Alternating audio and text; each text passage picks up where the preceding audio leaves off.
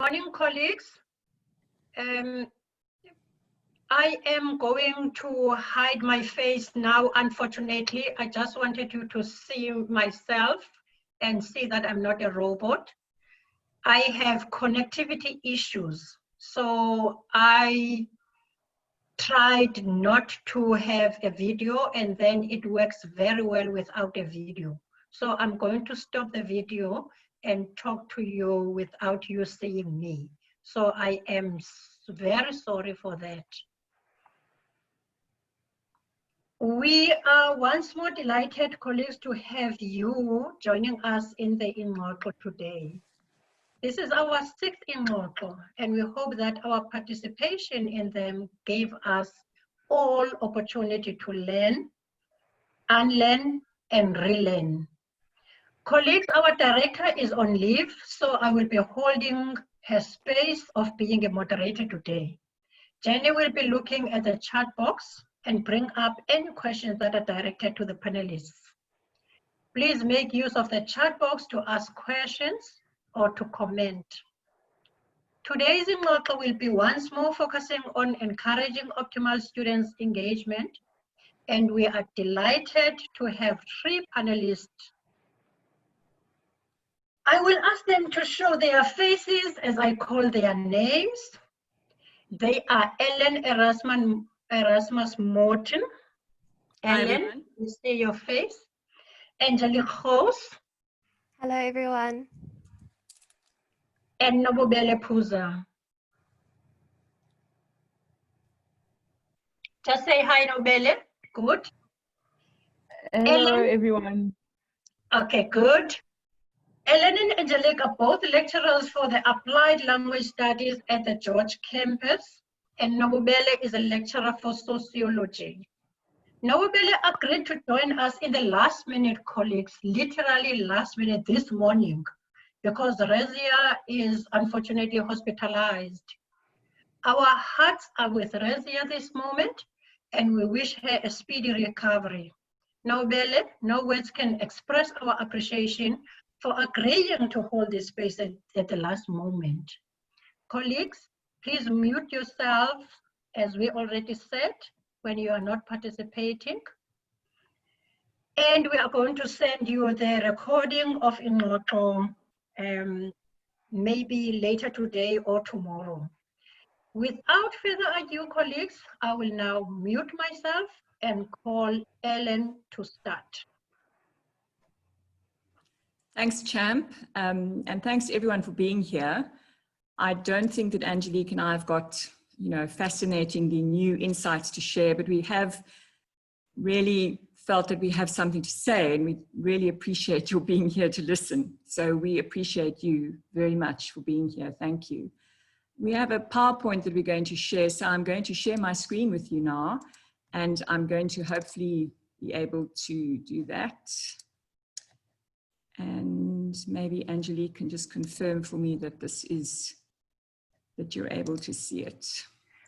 Yes, we can see Ellen. Great. So as Champ's already said, we are from the Department of Applied Languages, and we have continuous assessment subjects. They're all year modules, and we teach communications and business English. We're located on the George campus, and Angelique joined me just a month before lockdown. So just pause there briefly. A month before lockdown, Angelique joined me, which was timeless, I have to say. So who are our students? Just to give you context for our experience: higher certificate students in business studies, diploma extended, both first and second year, diploma in marketing management tourism, all first years, mainstream, and then BCom extended students, both first and second years. So we teach 6 modules, and we have about just on 400 students across those 6 modules. And the reason for Angelique's arrival and the reason for that many students across that many modules is because George suddenly did explode this year in terms of numbers, and which really did put pressure on teaching for us. Before we hit lockdown, though, there was something which was in place, which is relevant to how we went forward. So before we went into lockdown, our students had already a lot of experience with blended learning. In other words, they were completely efficient on Moodle. They had done assessments, quizzes, used Moodle on a weekly basis. We'd also spent a great deal of time teaching them how to write a proper email, how to address people in emails, also how to check their inbox regularly. All of these, of course, have become gold in terms of the pandemic and the lockdown. The third element, which is part of our process, has been time management. I have a little bit of a reputation, hard-earned, for being very fussy about being on time, class attendance. My class attendance is around 90%. All of my subjects are continuous assessment, and thus the incentive there is to attend. And then also, Angelique did some tutoring. Perhaps Angelique could just offer something on that. Yes, Helen, Yes? may I please disturb you? The participants are humbly appealing to the panelists to switch off their videos to save bandwidth. Please call it. Immediately. Okay. Going to stop my video. Here it is. I have stopped my video. Thanks, Ellen. Okay, so before we moved to online teaching, I was privileged enough to tutor some smaller groups of at-risk students. And looking back, I'm very grateful that I had that personal introduction. Thanks, Ellen. Back to you.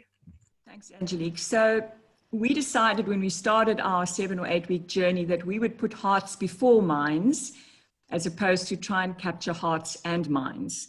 So what I mean by that is our first step was to ask our students to write a reflective paragraph on Moodle on how they were feeling.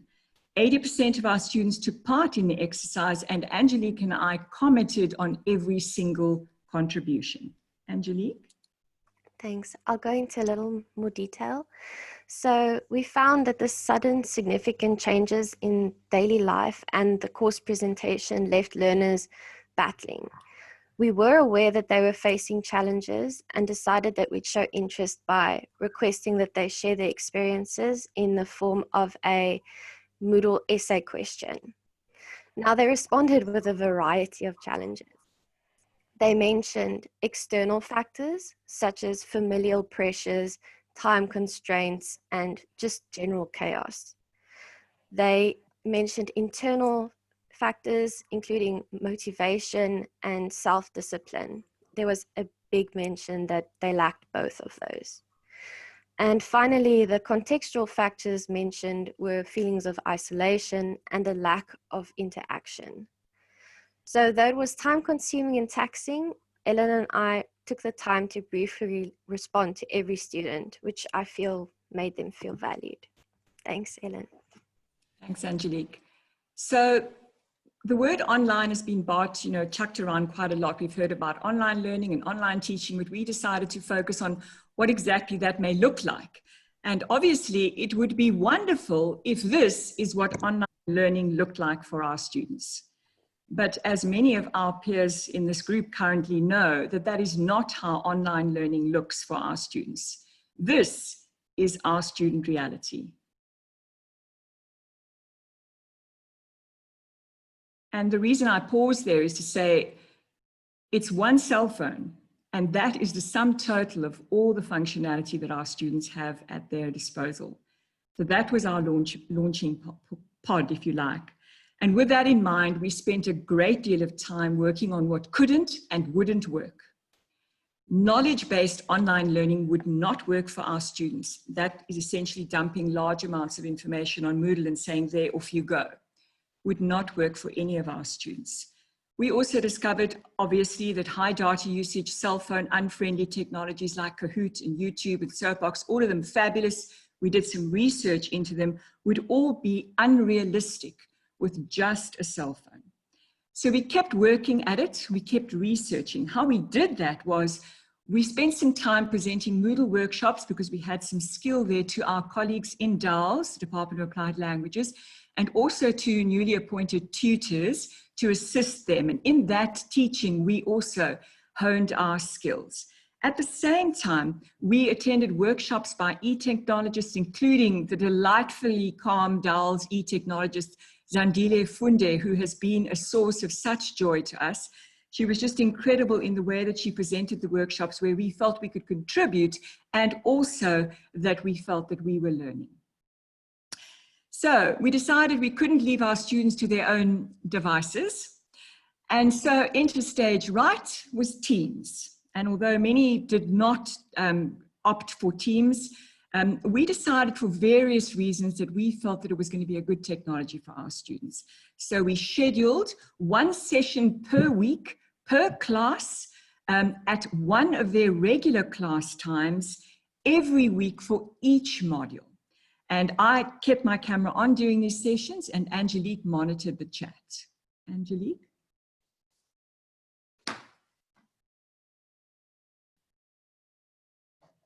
Angelique, if you want to like to comment on the team sessions. Sorry, Ellen, thank you. So we found that a useful critical contextual factor has been maximizing online interactivity. We've implemented formal student-lecturer and student-student interaction in our weekly Teams meetings. So we found that it's vital that one maintains the quality of lecturer-student interaction online, because it's very easy for students to lose sight of who you are once they perceive you through an electronic device. As Champ mentioned earlier, she's showing her face just to show that she's not a robot. So we combated this by compromising our formality. In synchronous communications, vulnerability was shown through humor and body language. And we found that the use of emojis has been beneficial in expressing emotions. Once we started using them, we found that students responded very, enthusiastically. So Ellen's attempts to coax students into contributing have involved modeling her mask, demonstrating yoga poses to students, and using her dog Max to introducing him once he decided that it was his time for his team debut. So the last thing that I'd like to mention is that students have been praised for their contributions and thanked for their participation and attendance in every synchronous interaction that we've had with them. Thanks. Back to you, Ellen. So each of the team sessions was then followed by a zero data rated session on Moodle, and that's a synchronous chat. So every time we had a team structured meeting, we encouraged them to go over to Moodle for further training. Angelique? Thanks, Ellen. So we've made our best efforts to ensure that student content interaction is varied, stimulating, and accommodating to as many different learning styles as possible. Hence our teams meeting with Ellen speaking, your auditive learners. And then for a zero rated option, we went to the synchronous Moodle chats. We feel that the student needs to feel valued and safe in order to contribute comfortably. And in my synchronous Moodle chat, I thank them for contributing. When the space is quiet, I'll often ask whether they need a guiding clue if they, for example, aren't comfortable answering a question, or if I need something to be explained in a different way. So I found that learner input has often guided the content in these discussions, and it's been so valuable for me as a lecturer to be able to ensure that I'm accommodating them, that their learning is being maximized. Back to you, Ellen. We kept asking ourselves during this 7-week period, can our students hear us and are they listening? And we did this in a particular way. It wouldn't suit all classes, definitely not, but we felt that we wanted a consistent, continuous, structured teaching and assessing. And based on that, this is what a page per week would look like for any one of our modules. Each of them was sort of a handheld setup where we'd start with a Teams meeting on a Monday or a Tuesday or a Wednesday and move them through the entire week till the following week with a setup which was structured on Moodle and followed up also by bulk SMSs when we would remind them of something. Perhaps Angelique could just comment on the lesson structure and so on. Thanks, Ellen. So when I started working with the online teaching, I took the time to become acquainted with the lessons on Moodle. I found them to be very beneficial because they're versatile in their format. You're able to include visuals to accommodate for your visual learners. And we place questions in between content pages so that we can assess the learner's understanding as they're covering the content of the lesson. This is great because they can then page back to what they need to go over again before they proceed. Then another benefit of the lessons is that learners can revisit them as many times as they like. We can also reopen them before exams so that they can use them as revision. And when Ellen and I went back and looked at the time spent on these lessons, we found that the times ranged from 6 minutes for some students to 3 hours for others. So you're able to accommodate their speed, which I found great. So we follow a lesson with a practice quiz. This is used to inform both the students and ourselves of their understanding. And then, as you can see on the image the slide that Ellen has up, it's often followed by a second practice quiz. And the final step is our formal quiz. Ellen and I found that the continuous assessment has been a vital part of gauging student understanding and feel that it's the most fair option. Thank you, Ellen. Thanks, Angelique. And to the content. So what you get is what you see, as opposed to what you see is what you get. We adapted our content to suit the lived experience of students as they are currently facing. So the subject communications deals with exactly the issues that students are faced with. It was a golden opportunity. For example, the communication model. Are we using a different medium for communication? Yes, we are. Does that impact on the message? Yes, it does. Is the environment different? Yes, it is. And how does that impact on the message? And all of the questions, not all of them, but many of them looked like this, where, for example, I would ask, this is for the BCom students, a paraphrasing and in-text referencing question in one of their tests.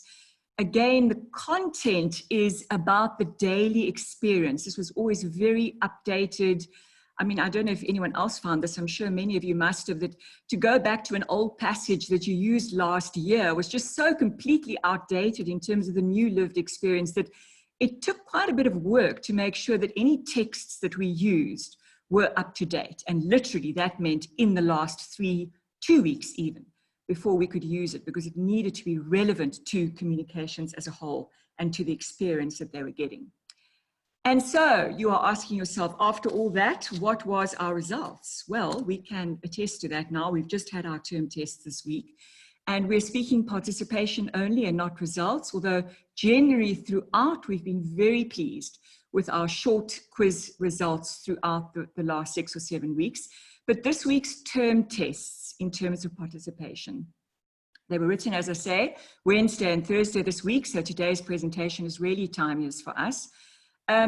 Although we're still marking, participation rates are as follows. The BCom extended group are 100%. They're all on pathway 1. They all felt confident enough to go in and complete the term test within the time frame offered. This is a group, of course, who have predominantly got laptops and Wi-Fi. So they don't compare to some of the other groups. And I'm not putting them forth as our only group. That was the easier group to teach in the online arena. But the extended diploma group, a group of 134 students on the George campus, 111 of them completed the test on Wednesday. That means we had a participation of 83%, which we're thrilled with. The BCNers, that's the higher certificate. We have a group of 95, that's the number of the George campus higher certificate in business. 88 of them completed the quiz on Wednesday. And that means we had a 92% participation in Pathway 1. 92% of our higher certificate students are confident enough online to complete a term test on Moodle. I mean, I think that's just incredible given where they started 6 or 7 weeks ago. Again, the first year diplomas, we have 132 of them on the George campus, 120 of them completed the term test yesterday. That means a participation of 91%. We are overwhelmed with joy at all that work actually being something that we can show in terms of our participation. We're feeling very pleased about it. So what are we most grateful for? Well, firstly, we're most grateful for that one annoying student. You know the one who corrects your English or tells you they can't read the whiteboard or asks too many questions. But that's the student who emailed us the minute there was an issue with the Moodle quiz. So we're so grateful because they would email and we would quickly be able to fix something like a time or a framework or an opening. And so, yeah, that's been a huge positive, actually saving our bacon many times. Secondly, personally, I'm very glad for collegial support. Angelique and I became an incredibly strong team. We had a meeting at 10 o'clock every single day. And that's been good for support, for interaction, for throwing ideas around. We've had difficult and disheartening days, as many people have had. For me, working with someone who's been adventurous, technologically speaking, has been very good because I do know my stuff, but I needed a push when it came to the technology. And Angelique was certainly there with that. I mean, teaching online is a beast of a different color, and doing it with Angelique made it possible. I don't know if you want to add anything there, Angelique. Thanks, Anne. I'd also like to speak to this collegial support. I'm so grateful to be working with someone who's demonstrated resilience, endurance, and passion throughout of all of this. For me, when we moved to online teaching at first, I was so unsure and afraid and overwhelmed. And Ellen just came in with her confidence and sparkle, and we've tackled every challenge that's come up since then. I've also appreciated that on the bad days, we can lift each other up and navigate through any challenges together. I find that daily meetings keep me motivated, because otherwise I feel like I'm alone on this side of the screen. So thank you to Ellen, and thank you as well to Zandile, who I've communicated with. You're both great, and everyone else. Thank you, Ellen. Thanks, Angelique.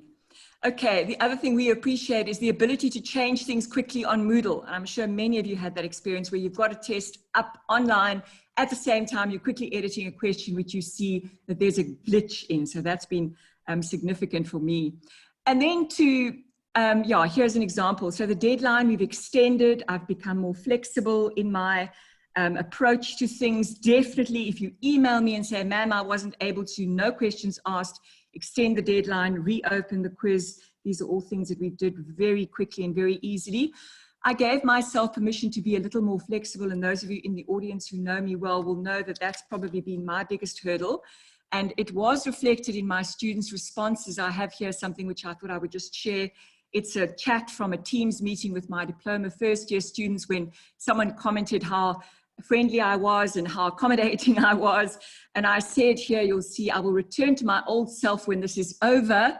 And they said, well, we're enjoying every moment of this new persona, ma'am, so thank you, COVID-19. So we all had a little giggle about that.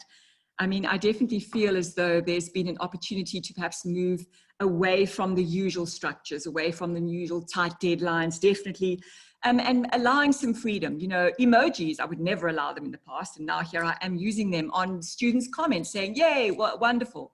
And that's definitely made things, I think, more easy for them, and they've felt that I'm very much more approachable, which is not a bad thing.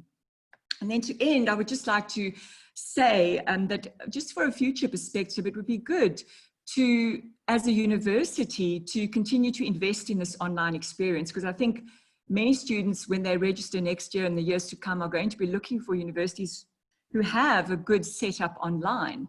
And perhaps issuing our students with a laptop and 50 gigs of data at the beginning when they register is something which should become the norm. Anyway, that's just my parting shot.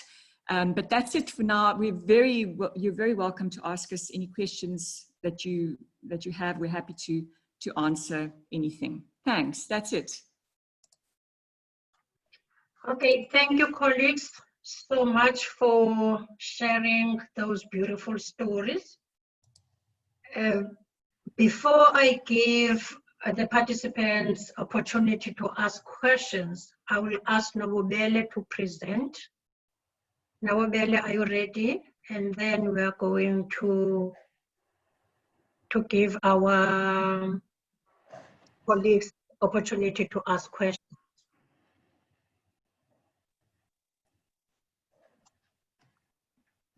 Yeah, I'm ready, but I'm trying to do something here, and I'm hoping whoever has access to the screen and is able to correct and let me know what they can and cannot see will be able to assist me.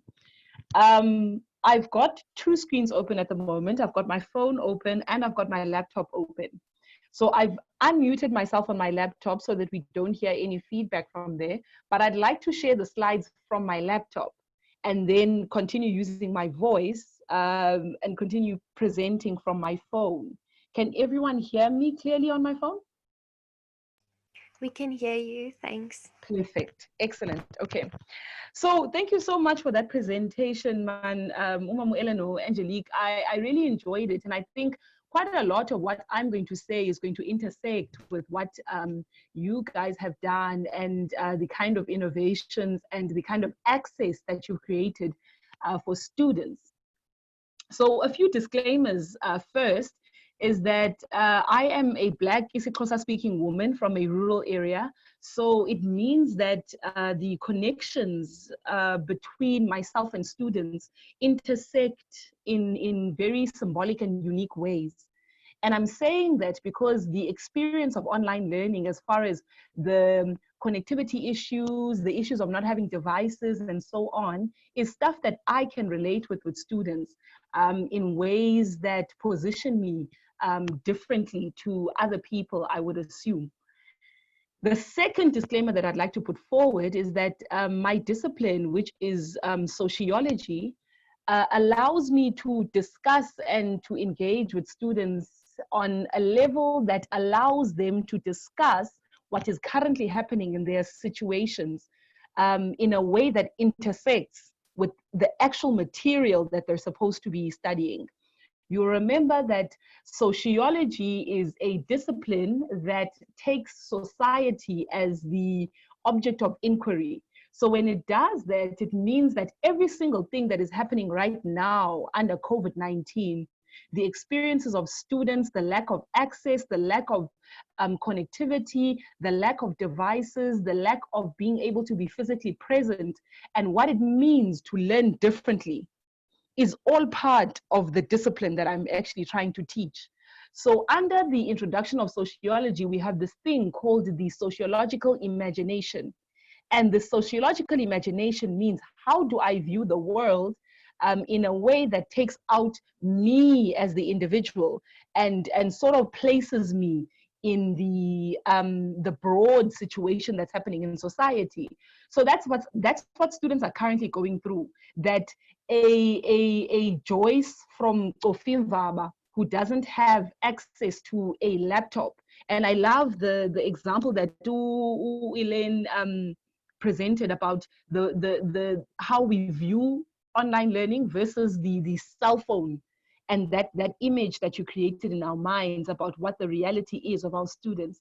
That is what I'm actually lecturing on. That Joyce, who's sitting in Ofimvaba, who's sitting with that phone, what does that mean for personhood? What does that mean for lived experiences? What does that mean for teaching and learning? What does that mean with how you intersect and engage with this thing called higher education, right? And then the third disclaimer that I want to put forward is that I'm not a lecturer. I don't like calling myself a lecturer because I think the idea of lecturing is extremely complex and it requires a certain level of expertise that I don't think I've acquired yet. But I'm a teaching assistant within the Department of Sociology and Anthropology, and I work with a very progressive Mrs. Francina Herbst, and Mrs. Herbst has taken me, even though I am a teaching assistant, she's taken me as her equal. And this has allowed me to sort of function at the level of a lecturer and bring up innovative ideas and to have my voice heard whenever we're lecturing, whenever we're discussing certain issues. So these are the kind of disclaimers that I want to put forward, right? So let's move on. So I want to present then the reality of our students. I lecture 726 students. The 726 students, 400 of them attend the main lecture, and the main lecture is the lecture that occurs in the morning. There's no difference between a main lecture and a duplicate lecture. But the main lecture is it's just that time-wise, it happens in the morning.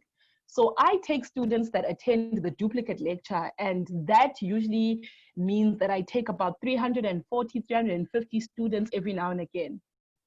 So when we move to online learning and we start discussing this issue of pathway 1, pathway 2, and so on, Mrs. Herbst and I decided to then send out a survey to students to ask them their readiness, their preparedness, and to sort of get an idea of who we're teaching and what they have access to. So I'm sharing some of the statistics from the survey that we created. So we asked the first question and we said, how many of you will be completing the module online? And we only had 375 responses in total. Mind you, we are lecturing 726 students. The 375 responses shows us two things. The first is that only 375 students bothered to interact and engage with us on email during the lockdown. The second thing that it shows us is that less than just a little bit over half the class is active online. So the students that showed us that they were wanting to complete on pathway 1 were 62%. And then we had a couple of students that were saying that no, they're not going to complete the module online. They're going to wait until they come back on campus. But then we also had this group of students that say that they needed more information in order to make a decision. And that was very important for us. That if 30%, almost 30% of our students needed more information, it means that the way that Moodle was being communicated and the way that information was being circulated to students was not sufficient for them to make an accurate decision about how they're going to take forward then their learning.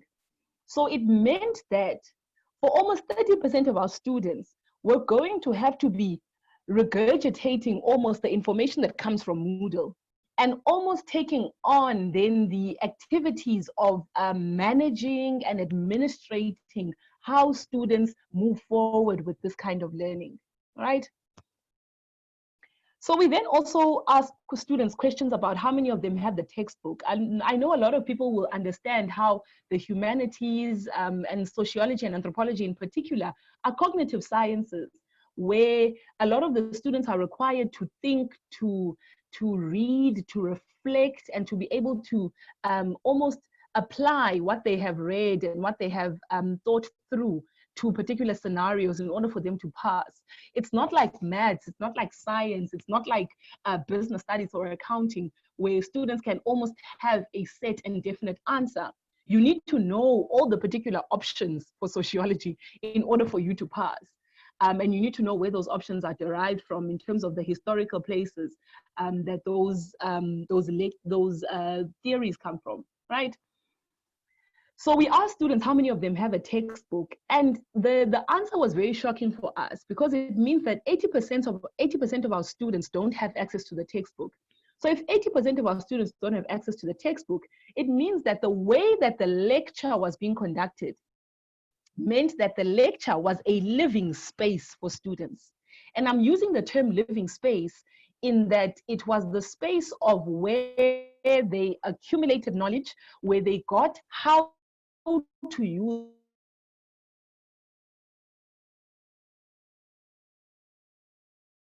particular concepts. Because the slides just sort of jog your memory about what was being said and so on, but the detail is not in the slides, the detail is in the textbook. So when we get this particular response that 80% of our students don't have the textbook, it means that we need to create an environment where we recreate or make a space that facilitates a living environment where students can hear how to use concepts, where students can hear how to talk about concepts, where students can hear how to apply concepts and use different examples, right? So these are the considerations that we had to make. And then we asked students which platforms that they think will be possible for them to access for tutorial purposes, but also just to get a general idea of how to communicate with them. Most of the students had Moodle, and I love that Ellen or Angelique already spoke about how it's 0 rated and how it was easy for students to access. But we also saw that a lot of students were also saying that they want to use WhatsApp only. And that almost correlated with the number of students that wanted to use Moodle. So this is important for us because it means that if we want to bring in innovative technology and exciting tools like Zoom and Teams and Facebook Watch and so on, we're going to be leaving out a huge chunk of our students that can only interact and engage on WhatsApp. The other thought process that we went through was, why do these students only want to engage on WhatsApp only? It actually means that maybe some of the students only had WhatsApp data. They didn't have normal open data that can assist with consuming then the data costs of Zoom and Teams, etc. We also had an issue with how Facebook Live and Facebook Chat is not intimate enough, because we're still trying to create that intimate environment where students can ask questions, sometimes bad questions. Because in as much as I believe, Guti, there's no such thing as a wrong question. I think there's bad questions. If you think about research as well, the key to good research is asking the right question. So I think sometimes students ask bad questions based on just not having engaged with the material enough. But yeah, that's on the side. So we started asking ourselves, what offerings does WhatsApp have, and how do we use WhatsApp in order to engage with students more intimately and to almost recreate this lived environment, this living space of the classroom, because we have students that don't have the textbook. We also had to take into consideration that the university has asked us about copyright issues, where we're not allowed to send students the textbook over WhatsApp. So what we did was that we started using WhatsApp as a source of engagement, where we started lecturing on voice notes. So we would send a student a screenshot of the slide, and then we would speak to the slide. We'd start speaking to the slide. And that also assisted us when we were engaging on WhatsApp. So we made these two considerations with, we appointed a few students to do some thought thinking with us and to think through the process of lockdown with us, and try to say, what is the student before lockdown and what is the student during lockdown? And some of the things that were coming out was that the student before lockdown and how we were teaching them was that the student was extremely dependent during lockdown. The students was expecting as well a lot of information from us in that classroom environment. They weren't doing a lot of self-education. Also, the student was surrounded by peers during lockdown, and we as well as teachers were surrounded by peers. I had Mrs. Herbst to go and bounce off ideas about a question that was being asked in class, or a tutorial question that I really wanted to ask, but I wasn't sure how it would reach students. And also the idea of the university space being a space of learning. So students were also surrounded by learning, whereas at home, they don't have that kind of learning environment. They're surrounded by people that aren't learning, people that are at home because they're not essential workers, people that are just lounging around. So they need to start creating then for themselves this environment that is almost replicating what the university was giving them. So we started thinking, how do we then create the engaged student? So we had to be highly imaginative. We had to be the student to a certain extent, to sort of put ourselves in their shoes and say, what would a student require in order for them to be able to learn successfully during the lockdown? Then we also had to consider the confidence aspect and the feelings of disorientation during lockdown. And how do we circumvent and overcome those experiences? And the last thing that we also had to think about was this consideration of the impact of the parent. I don't want to get into detail too much about the different kinds of experiences that students have when they're at university. But the parent, the individual, the guardian, the person who overlooks and oversees the productivity, the nourishment, the care of the student is removed when the student is at university. And the students almost take on us as lecturers, as parents. And I'm not calling it as parents in terms of having to ask for food and so on, but they almost take on the idea of us taking care of them and nourishing their dreams, their vision. They give us that role. And I felt it as well as a Black woman lecturer or Black woman teaching assistant among students, that I started taking on the term CC instead of the lecturer. No one called me Miss Pooza, ma'am, and so on. A lot of the Black students were calling me CC. And that is important. It's fundamental when it comes to my engagement with the students, because that concept of being called CC is heightening my place in their lives. Maybe in another discussion or another platform, we can talk about what that really means. But that consideration of the parent as well, that now the students are being sent back to their parents. So they are sitting with parents that probably sometimes, looking at the demographic of our students, some of the parents don't have education. Some of the parents are not working. Some of the parents are living in very rural and impoverished areas.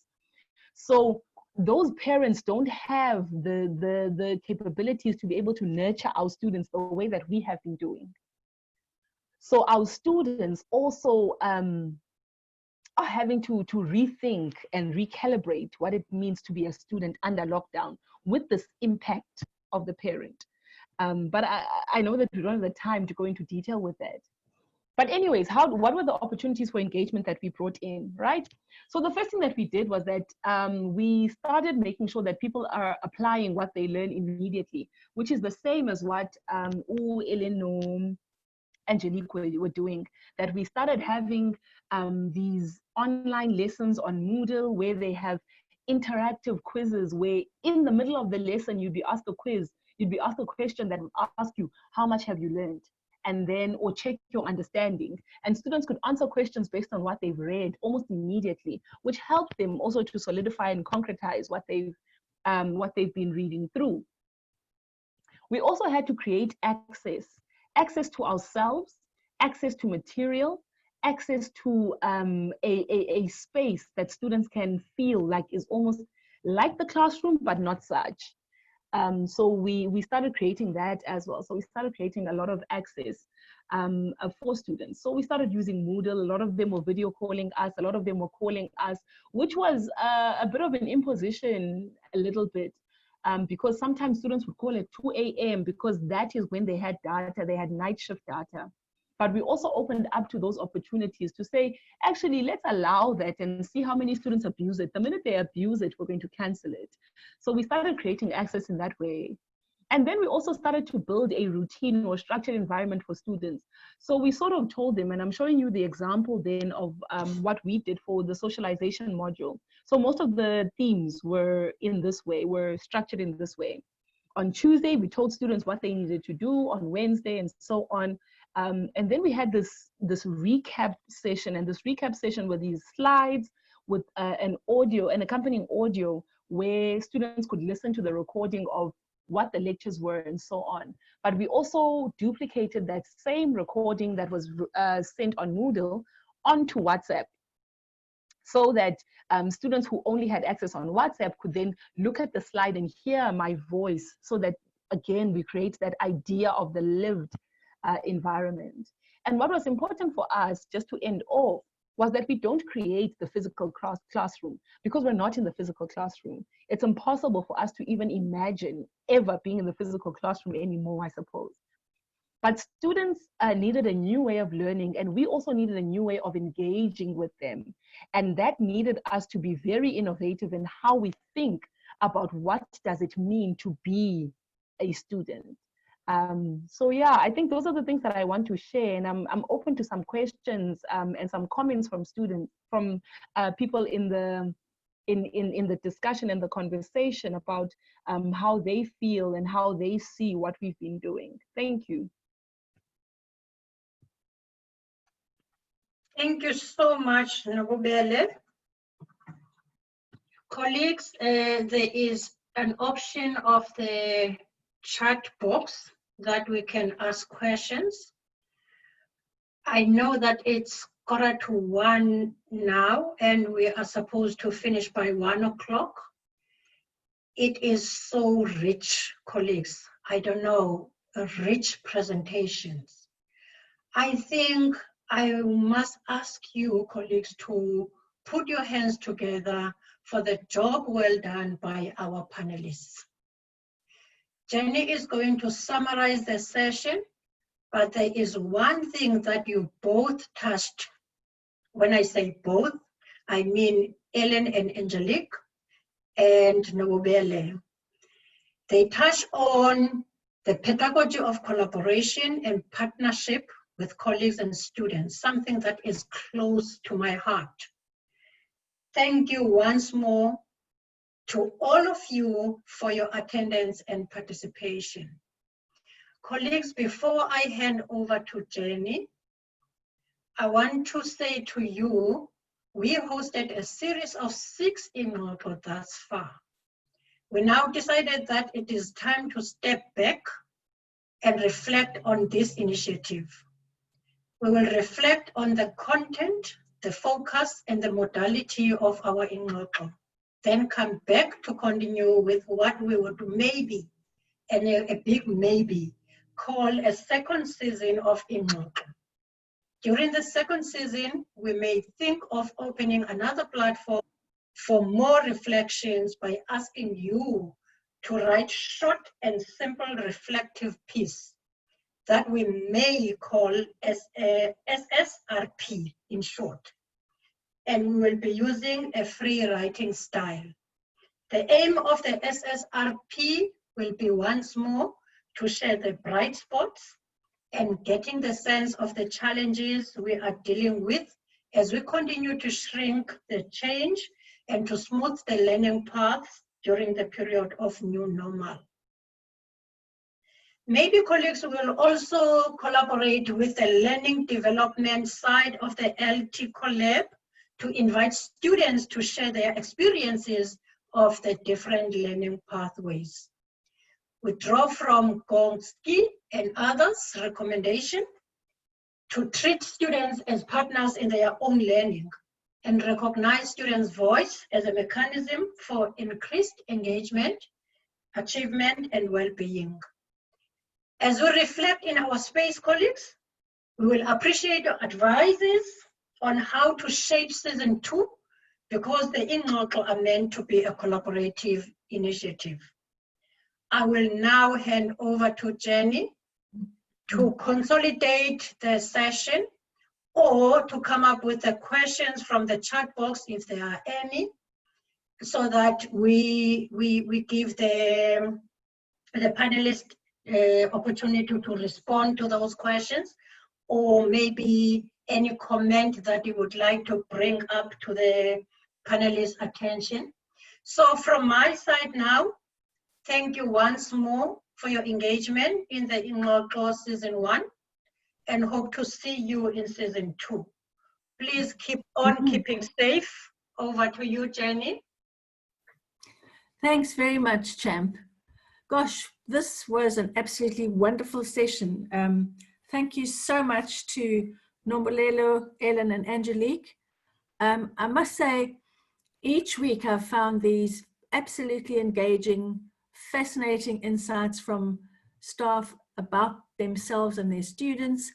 And I think today was absolutely no disappointment. It was exciting, it was reflective, it was successful in many ways, and it was beautifully merged without any collaboration between our different panelists. Very, very nice reflections back and forth between all of you as you negotiate what is a very tricky terrain. So thank you so much for wonderful presentations from everyone. I changed my mind about how I was going to do this summary today as we went along, because at the beginning I had thought I would do what I usually do and highlight the themes that have emerged from our panelists. And because today is our last interaction for a little while, I had thought I would also pull together a few themes. that have emerged over time. So in the beginning, I thought, well, I must actually focus on the panelists first, because that gives acknowledgement and validation to what you have offered us, and then pull out those things.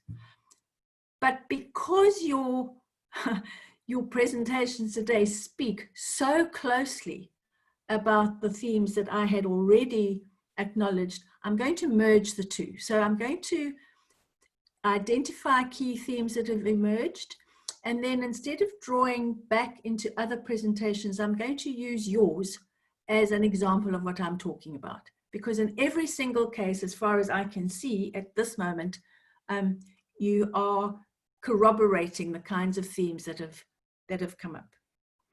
So the first one that I had come up with was, I think, probably the most crucial as we work, just let me stand back a minute.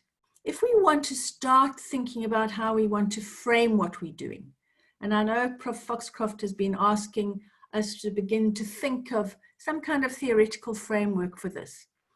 And it's increasingly clear, well, there are probably several, but for me, one of the central things is a real commitment to working towards social justice.